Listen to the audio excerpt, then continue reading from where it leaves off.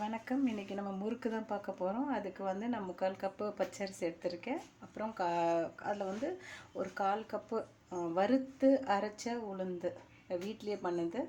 அதுவும் அது கூட மிக்ஸ் பண்ணிக்கோங்க. கொஞ்சம் உப்பு போட்டுக்கோங்க. உப்பு போட்டுட்டு 2 டைம்ஸ் போட்டிருக்கேன். கொஞ்சம் பட்டர் ஆட் பண்ணிக்கோங்க. பட்டர் ஆட் பண்ணிவிட்டு கொஞ்சம் பெருங்காயம் போட்டுக்கோங்க. பெருங்காயம் போட்டு நல்லா மிக்ஸ் பண்ணணும்.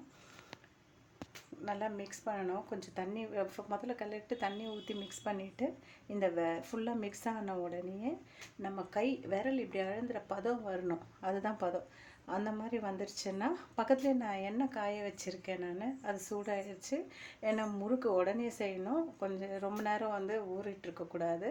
அப்புறமா முறுக்கு அச்சில் போட்டு நல்லா நான் வந்து சின்ன சின்னதாக தான் போடுவேன். ரொம்ப பெருசாலாம் போட மாட்டேன். பாருங்கள், எனக்கு இந்த இல்லைன்னா ஒன்று ஒன்றா கூட போட்டுக்கலாம். நான் சின்ன சின்னதாக போட்டிருக்கேன். நான் 4 போட்டிருக்கேன் பாருங்கள் இப்போதைக்கு.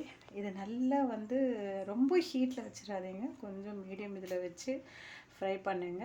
இது சத்தம் கொஞ்சம் அடங்கும். சத்தம் அடங்கிடுச்சுன்னா திருப்பி போட்டுக்கோங்க. திருப்பி போட்டு சத்தம் கொஞ்சம் அடங்கும். அடங்கின உடனே கொஞ்சம் நல்லா ரொம்ப கருக விடக்கூடாது.